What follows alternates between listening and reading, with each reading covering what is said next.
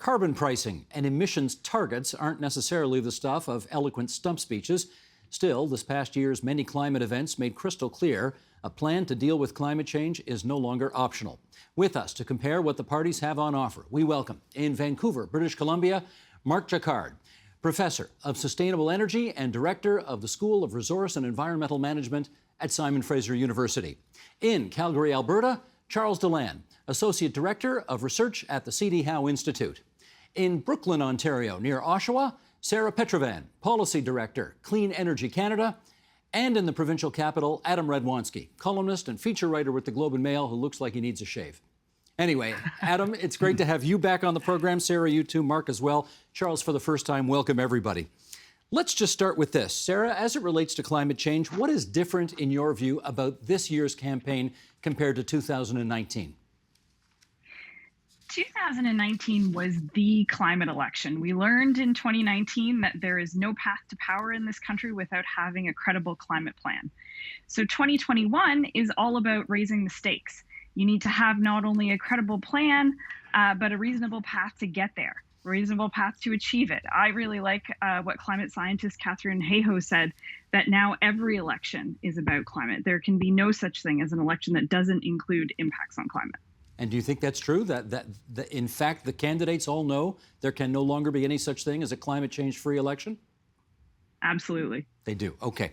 I want to put, we could drown in numbers here, so I'm going to try not to do that, but all four major parties are promising to cut emissions by certain percentages below the 2005 levels by the year 2030, but to varying degrees. And I'll ask our director, Sheldon Osmond, just to put these numbers up here, and then we'll dive in.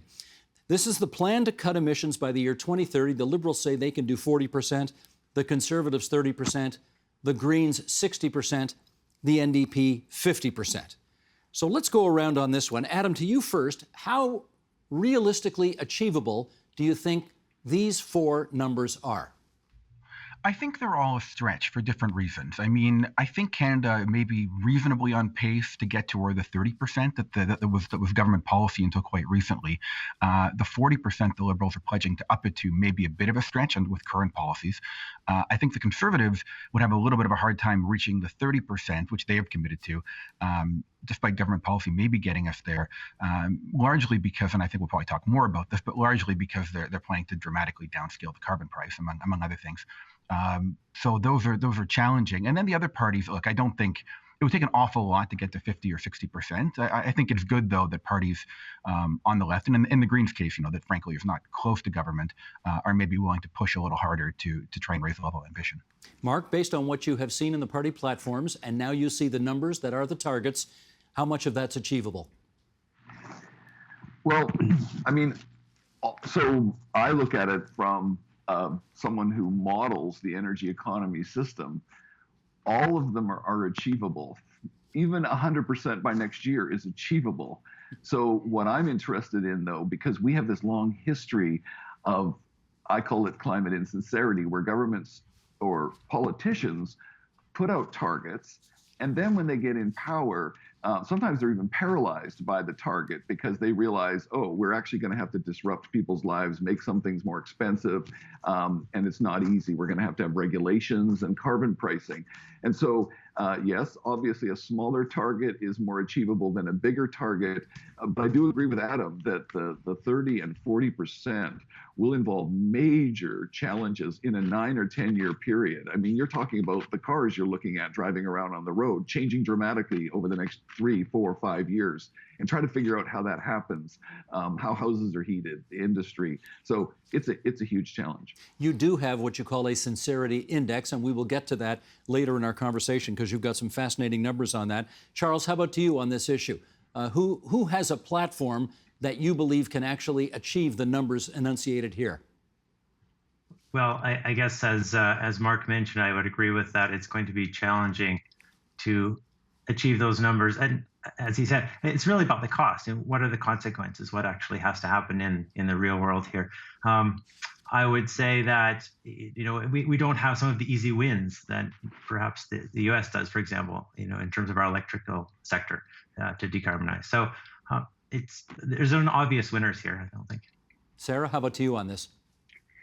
I think whose plan is the most realistic depends on what you decide you care about the most. So let's presume that we care about the economy and jobs. I largely agree with what Charles and Mark have said. I think maintaining some level of economic health and jobs throughout the clean energy transition is an important one and should be Canada's #1 goal. You have challenges with what the NDP and the Greens have put forward in terms of how fast you have to ratchet up policy and what that does to the economy to achieve the targets.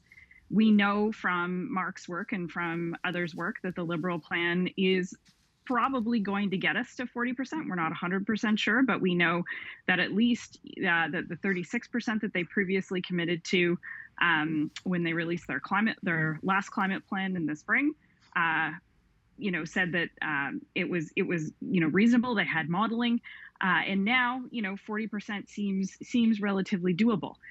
With the Conservative target, I do take issue with it. I wonder if the Conservatives, if they were to achieve power, could show up in Glasgow for the next Council of All Parties meeting with a reduced target, given that everybody, the rest of Canada's business partners, have said, what we want is increased ambition, increased targets. Could Canada credibly show up and say, hey, we're backing out of the business deal? I'm not sure about that. So when you say show up in Glasgow, you mean the meeting in November in Scotland that the world is going to attend dealing with climate change? You think they'd have a pretty tough time showing up to that saying, we're for 30%? Yeah, I think so. I got that. Okay. You indicated off the top as well that we are now into an election campaign where all four major parties represented in the last parliament support carbon pricing in some form. So let's briefly go through that, and then I'll get your views on this. For example, on the issue of carbon pricing, we know the Liberals brought in a carbon tax. It's at $40 a ton, rising to $170 a ton by the year 2030. The Conservatives would have lower numbers, $20 a ton, rising to $50 a ton by 2030. That is for personal carbon taxes, which would go into what they call a personal carbon savings account that people can then use to buy environmentally friendly products such as bicycles, etc. $170 a ton by 2030 would be for industry, but only if the Americans and the Europeans match that price. The Greens are at $50 a ton, rising to $275 a ton by 2030. And the NDP is at $40 a ton, rising to $170 a ton by 2030. Charles, starting to you first this time. Again, not looking for an endorsement here of any particular plan, but what stands out as being achievable here? Well, I guess the thing that shows up for me is that the Liberal plan and the NDP plan and the Greens are very similar in structure. That obviously the prices are higher for the Greens. And while as a Conservative is a little bit different, both on the industrial and the commercial or the consumer side with their savings plan. Mark, how about you on that? Well, so I was overseeing a group that modeled for the Conservatives, and then people in my team modeled the other parties. And of course, the Liberals, a lot of us have been modeling theirs, and that's why there is a degree of confidence in the Liberals and their carbon pricing.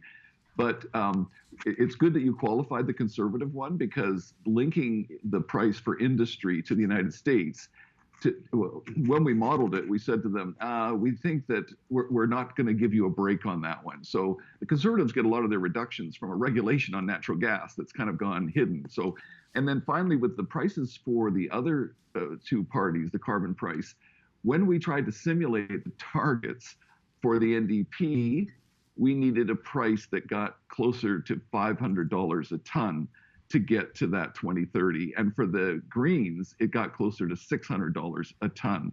So this is an issue that I have, of course, which is that it's great to have these high targets, but if you believe in honesty, then you should tell people what's going on with that. And the NDP and Greens did not put out what the carbon price should be to get to their target. So even though the Green and NDP numbers are higher than the other ones, they're still not high enough to meet the targets that they themselves have set. Is that right?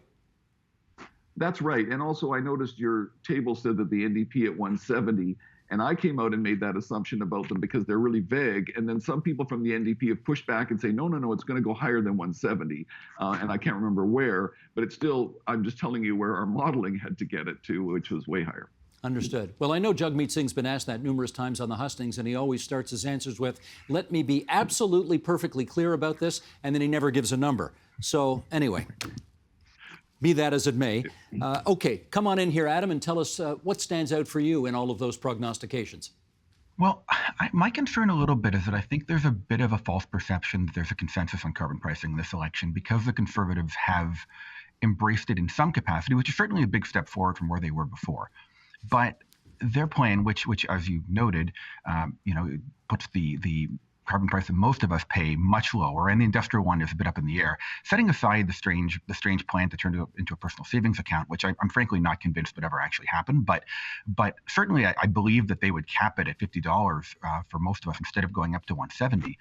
That's a huge change, and it means that you're going to have to do a lot of, as Mark was alluding to, you're going to have to do a lot of other stuff to make up for that gap. And again, if they were to tweak the industrial side even more so, and I think we've kind of gotten this idea, well, now this debate is over because, finally the Conservatives have embraced it compared to the last election. But the difference between a probably much more effective carbon price of $170 a ton and one that's $50 a ton is something that should not be overlooked, and I think has been a little bit too much in this campaign. Sarah, you want to separate the fact from fiction for us? I'm one of those people that wants to take a minute to be grateful for the fact that we're not debating carbon pricing this election. But, I don't think that the debate is far from over because the devil is always in the details. I share concerns with my co-panelists about some of the Conservatives' plan on personal savings account and frankly, some of their regulatory approaches, whether or not they'll ever actually implement them, or some of the technologically feasibility of certain commitments, particularly around renewable natural gas. I don't actually think what they've committed to is possible. But another thing, and maybe it's because I'm a policy wonk and I study this stuff for a living. Another thing that really irks me about the climate plan, or the Conservatives' climate plan, is how they are approaching industry. They're saying, well, $170 a ton if the U.S. and the EU get there. The EU is never going to get there because they have a completely different system of carbon pricing. They use a cap and trade system where emissions reductions are dependent on the cap, not on the price. So therefore, I guess the Conservatives are saying that they will never plan to put a price on industry, and I would rather, politicians just be honest and say those things. I'm not going to lie. I rely on the work that Mark does quite extensively for some of the research and some of the stuff that I do. I agree, that looking at the Greens and the NDP, or at least the Greens, it's probably their carbon price, what they're proposing is probably too high and too fast to save Canada from some of the harshest economic impacts through the transition. And my challenge with the NDP platform is that it is unnecessarily vague in many respects. And carbon pricing is just one of those areas. They talk about lots of loopholes in the Liberals' approach to carbon pricing, and specifically with industry, but they don't name those loopholes. And they also don't tell Canadians what they plan on doing differently. And I have a major problem with that. You wouldn't expect the NDP to be the plan that has the least amount of detail. They're always the ones, in the past anyway, with the most amount of details, and I see Mark nodding on that. But I want to go to Adam on a follow-up on this. Aaron O'Toole, the Conservative leader, has just come out and said, I won't necessarily scrap the Liberals' carbon tax if I become the Prime Minister. Can you explain how all that's going to work? Well, I think what he's getting at there, although it's confusing, is that there are different provinces have different systems here, and some of them have now adopted something similar to what the federal government wants currently. So I think what he's getting at is that they wouldn't force provinces to adopt a different system if they're happy with this one. But what I take from it, honestly, as I was kind of alluding to before, is that I'm not convinced at all about this whole idea of the personal savings accounts and all that it just sounds so logistically challenging to me. I mean, if you've ever seen government try to handle an IT project, the idea that it's somehow going to implement this kind of complex system where every person has an individualized account that they can use to buy certain things and activate every time they make a purchase, I cannot see how that happens. So my instinct, although I don't want to make too many assumptions, is that it would be very easy for that part to be set aside. But what I still come back to is I don't think they would force the provinces to continue raising the price as the other parties would, which means that in some provinces you might continue to get an escalating carbon price in BC or Quebec, places where they've embraced that even before the federal government made them do so. But in the rest of the country, I think what you might see is something quite similar to the current system, at least in a lot of places, but just not rising the way that it would with the other parties. Charles, do you have any qualms about what the Conservatives have on offer as it relates to this I think what some folks have referred to as a kind of an air miles personal account that people will have related to pollution?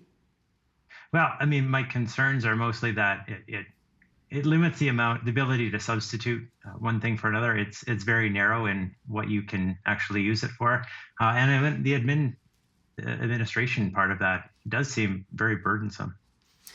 Let me go to Mark now on something that he touched on earlier and that I promised we'd come back to, and let's do it now.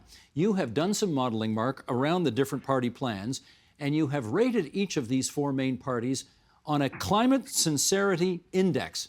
And we're going to share that index with our viewers and listeners now and then get you to explain how you got to these numbers. Now, this is a sincerity index. The Liberals are an 8 out of 10. You've got the Conservatives next at 5 out of 10. The Greens at 4 out of 10, and the NDP trailing with only 2 out of 10. Okay, let's double back and figure out what criteria you use to get to those numbers. And thank you. And just a little bit of background. I was selected to model for the Chrétien government in a national process, the Kyoto target. And I was able to write a book 9 years before, like the year after, so in 2001, explaining why we would miss that target. You can't get that target with Rick Mercer commercials. You actually had to keep the price that we had agreed to and the regulations. So what I'm getting at is that I and my IPCC colleagues who are in the policy section are continually noticing that we fail on climate, and we fail because governments don't implement the policies to achieve their targets, and that voters get tricked by focusing on targets, that the more ambitious target must mean that you're more sincere about climate. So the origin of this is to say, no, sincerity has got to be something else. It's got to be honesty. So in fact, the target means less. Like, I'd be happy if somebody met a 30% target. I really would. And so we're focused on, when you put a target in, have you actually put in policies? It's going to be pricing and regulation and some government subsidies and maybe some Rick Mercer commercials, but it's mostly pricing and regulations. And have you specified them? Because it's not rocket science. We've known this for 20, 30 years, how to do it, and sincere governments have done it. So you put those prices in and you tell us, like the Liberals have said, here's the price next year, the year after, just as one example. And you should be able to do that. And if you're not doing that, then you're scoring very low. And so some people have critiqued me, like Greens and NDP. They've said, you mean you're not rewarding people for having higher targets? And I guess basically I'm not. But if you compare the Liberals and the Conservatives, the Liberals get almost twice the score of the Conservatives. So there's another element. There's smaller criteria we have in there which relate to your track record. The Liberals have done well since regaining power in 2015. And if you are able to actually achieve your target, and we want people to know that. So I hope that's helped explain a little bit. The sincerity is really to do with, did you honestly put out the policies clearly that would achieve your target, so that independent people like me could simulate it and confirm it? And it's easy to do. The Conservatives have now done it. So that's the criteria. Okay, one quick follow-up there. Have you had any pushback from the NDP and the Greens who feel you're unfairly undervaluing their plans with this? Yeah, and so some of it is we had to, so Sarah mentioned vagueness. That's the other goal here. It's obviously the flip side of what I'm talking about. If you're not precise, you're vague. And so when you're vague, it's easy to say, oh, I'll get there somehow. I know it's a really high target, but I'll get there somehow. At least in modeling, we can look at what we think they had in their platform. We tried to do that. And with the NDP, we got about a 25 or 30% reduction with these big subsidy programs and hammering industry, but we weren't sure about their price. So then we just said, well, let's do the most efficient policy we can. So we'll help out the NDP to get to their 50% target. And then we ended up saying the NDP should come clean and say its carbon price, unlike the Liberals, needs to keep marching up towards almost $500 by 2030. So, and they're not happy with that, but they're not happy because they're saying I'm ignoring the target. And yes, I'm putting way more emphasis on transparency and honesty and challenge. And it's good to see the Conservatives are finally doing that. We've challenged Stephen Harper on this and Andrew Scheer, and you're finally getting that from both of the largest parties in our country now, which is really good news. All right, let's get some feedback from everybody else on this. Charles, what do you think about the advisability of doing this kind of climate sincerity index? Look, I'm an economist. Data is always good. So to the extent that you can try to quantify some of the plans, it's useful. And I think the vagueness has been very hurtful to the NDP and the Green platforms and the inability to analyze some of these things. They do use very vague language around, subsidies or, just pipelines, those sorts of things that don't really, they aren't easy to quantify the result of the actual emissions result of what is it that they're trying to accomplish. It's just not very clear. Sarah, do you think these numbers accurately reflect the climate sincerity of each of the four parties?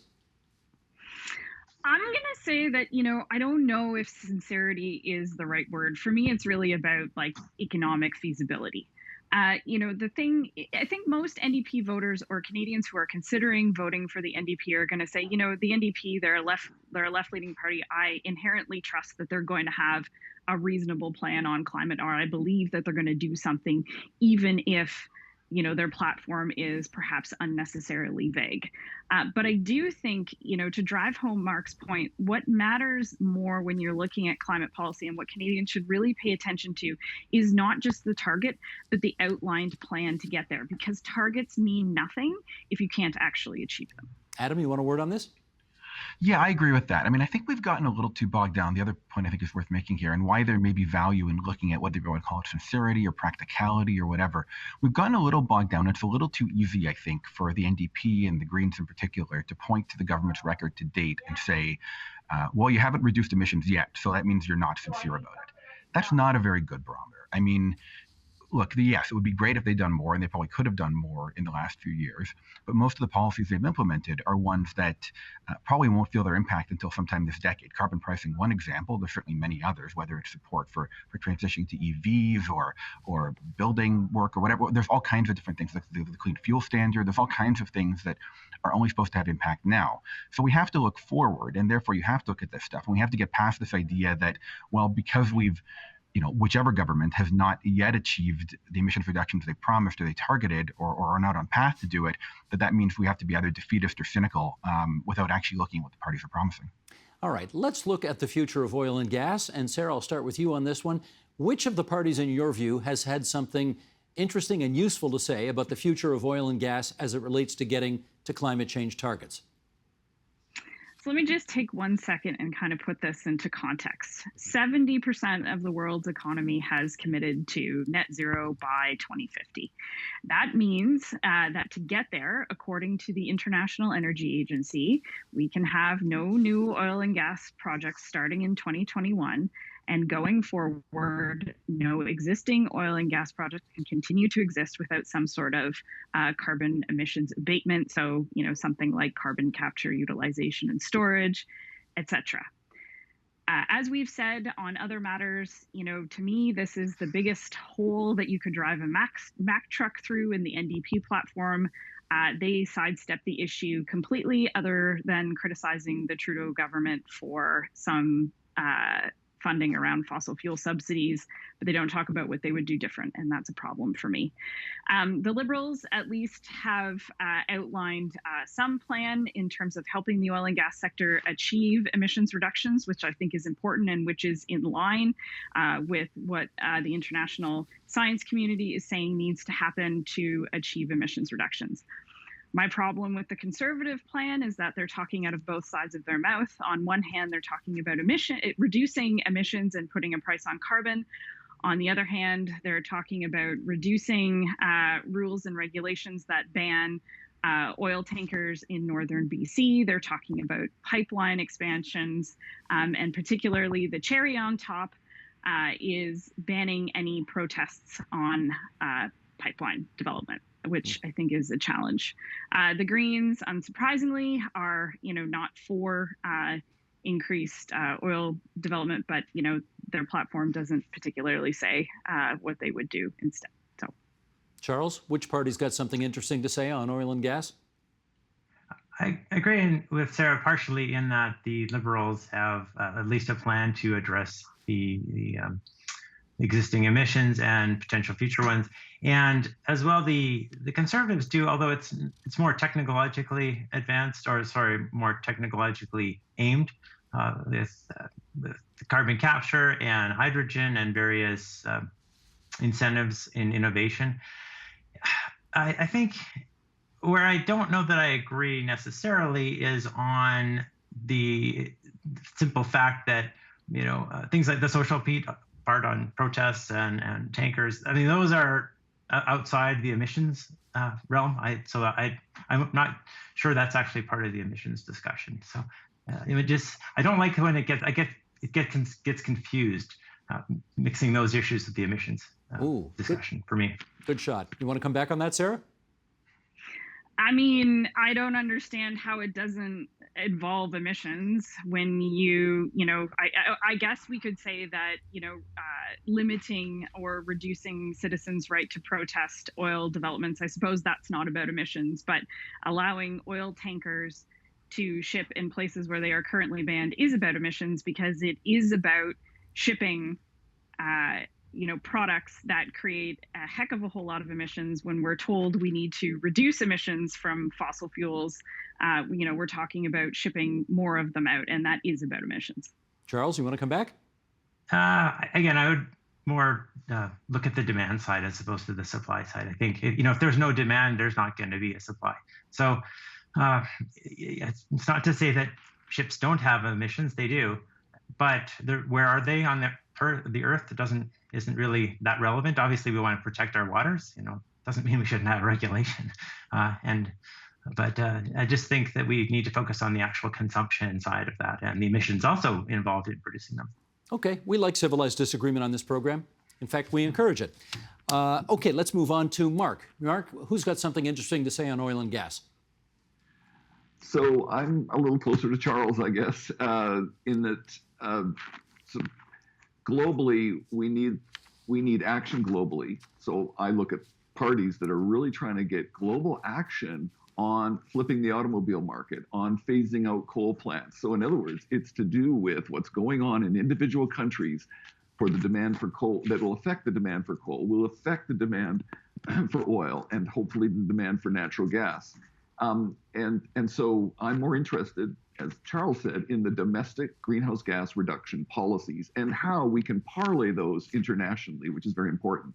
So, but when it comes to individual infrastructure, I understand Sarah's point, and I support it to some extent. I've testified before the U.S. Congress against the Keystone XL expansion, but at the same time, I don't put the importance in that some people do. So it's just a quick, easy, unthinking way to say, oh, how can you ever support Trudeau? He's bought an oil pipeline.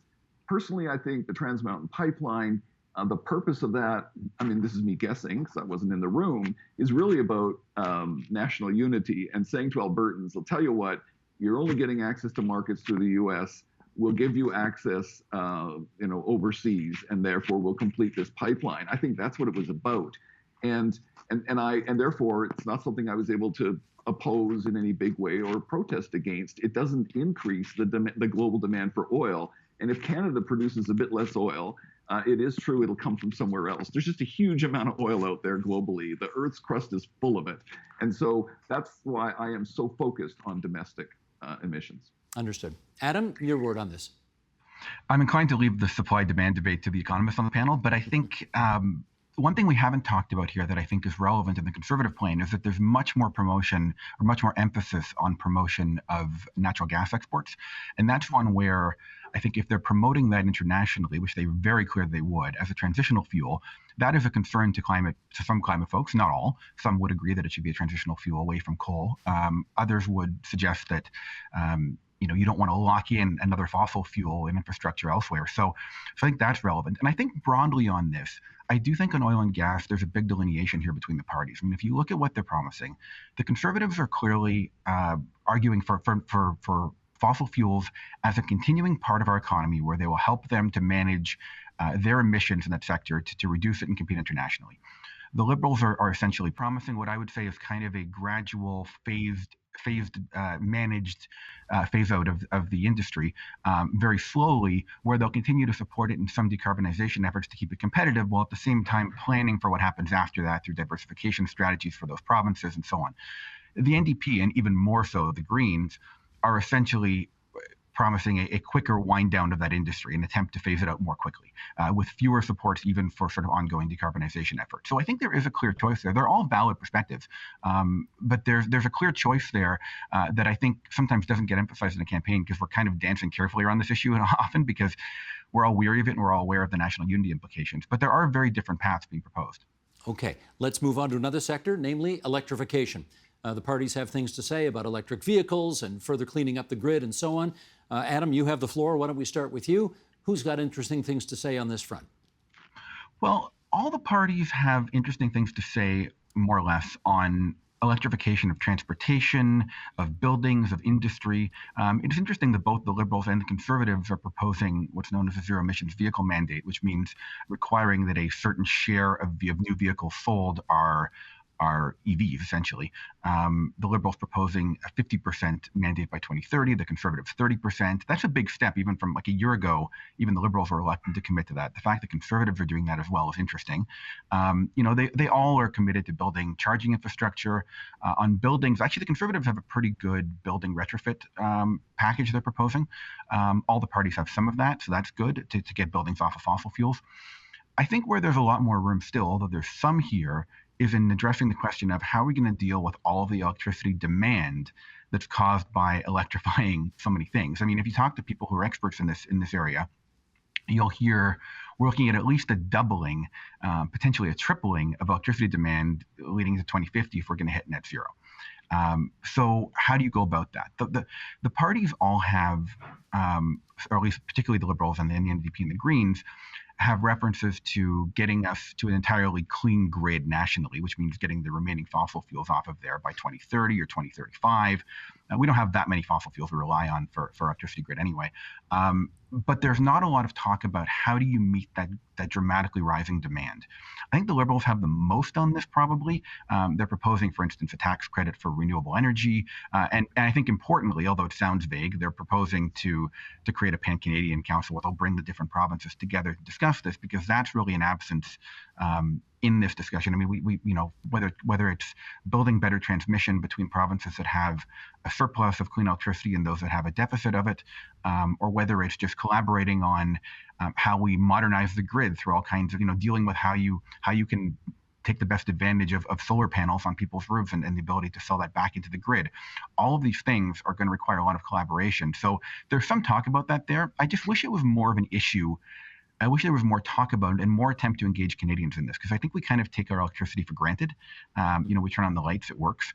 Our electricity is not very polluting right now compared to most countries, but we have a big challenge to maintain that if we electrify everything. And I think it could be kind of an important and in some ways appealing national challenge if you frame it that way, but nobody is really doing that. Sarah, electrification, what do you say? I think Adam did a great job of summarizing the challenge. I think he did a great job of summarizing where all the political parties are at. And so, I would struggle to add a lot to it, but maybe just to say two things. So the government did attempt, I think this would have been the Liberal government first mandate, to do a national consultation around energy and electrification, and they called it Generation Energy. There was a whole bunch of cross-country dialogues with people. Obviously, this was before the pandemic. They had appointed an advisory council, which my organization was a part of, and they, created a report which then promptly got shelved as soon as Minister Carr left the Natural Resources Canada portfolio. So, there was a big bureaucratic exercise. Did it go anywhere? Probably not. Would another exercise suffer a similar fate? Probably. The interesting thing on electrification, I think Adam hit the nail on the head, which is, solving the challenge around the role of the provinces and the federal government. I mean, electricity is a provincial responsibility. It is a provincial responsibility that they protect vehemently. any increase in fossil fuels on Canada's grid, like we're really talking about the last 20%. We've got an 83% non-emitting grid right now. We're talking about going to 100. That's going to mean transitioning out, not only coal, but also things like natural gas in Ontario. Steve, you and I have talked lots about Ontario's electricity system over the years. And so, it's an interesting challenge for a federal government to really try and step into the provinces and encourage them to switch their electricity supply. And I think that's why you see a lot of vagueness in a lot of the platforms, the Liberals probably being the most detailed, with some tax credits and understanding renewables and building out energy storage, et cetera. But the big challenge is how do you do this? How do you do this in consultation with the provinces and in a way that they will accept?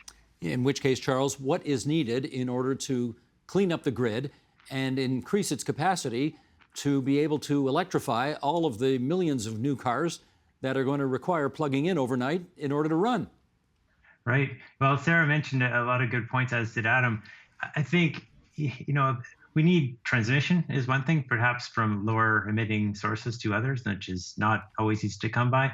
On the demand side, we need some ideas or ability to perhaps shape our demand to deal with the growing demand in a way that doesn't necessarily mean we have to build everything new. But then also we need a system that we can actually build stuff. We've had issues in impact assessments or regulatory procedures just taking forever and not actually being able to build large infrastructure projects. So some way to speed up that investment to actually get things done, if need be, is helpful. I would say that's broadly. It was referenced in passing in the Conservatives platform, but I would love to see a bigger discussion.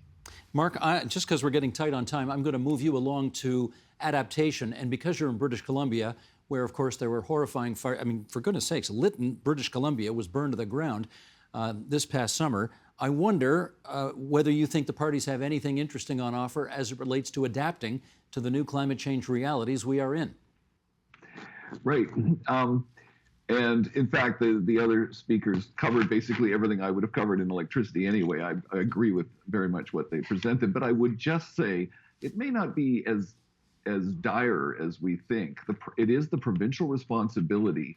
And I'm just looking at a country like Norway, and they're adapting to a dramatic increase in electric cars and so on. And they're sort of the size of a province like British Columbia. When it comes to what you just asked, which is about climate plan for adaptation, I have more trouble in this case separating the parties, because everywhere when I hear politicians of any political stripe, they will always be saying, oh, we're going to do a lot to help people adapt. And so, again, you should look for more concreteness in their plans. But I think I will pass it on to the other speakers, because some of them may be able to see some window between them. And I have not studied it close enough to be able to detect that. Adam, you want the last word on today's program on that? Sure, and we can bring it back to the start when you asked what's changed since the last election. I think one thing that has changed, because we've just gone through, partly at least, because we've just gone through a summer of horrible wildfires and deadly heat waves and really dire warnings of what's coming, is that there is more adaptation talk here. I think parties have often avoided this because maybe it seems a little defeatist. You'd rather talk about mitigation, but you are seeing a little bit of specific stuff. The Liberals and the Conservatives both have commitments, financial commitments to fund wildfire protection somewhat. I think it's $500 million, at least in the Liberals' case. They both have a proposal to introduce insurance for public insurance for high-risk homeowners and businesses where they can't get insured otherwise, which is going to be a growing problem from floods, or I should specify from flood insurance, which is going to be a growing problem otherwise. So there's something there. I have to, at risk of beating up on the NDP again, which we've done a bit on this panel, their adaptation section is really, there's almost nothing there, which is surprising to me given what we've seen recently. But in general, I think we're starting to see this creep into the debate. We're going to have to hear a lot more. And I would bet that by the next campaign, there will be a lot more adaptation talk, because the impacts are increasingly difficult to escape. Terrific. I want to thank you very much for helping us out with this tonight. Mark Jaccard, Charles DeLand, Sarah Petrevan, Adam Radwanski. Great to have you all on TVO tonight. Take care, everybody. Thank you. Thanks. Thank you. The Agenda with Steve Paikin is made possible through generous philanthropic contributions from viewers like you. Thank you for supporting TVO's journalism.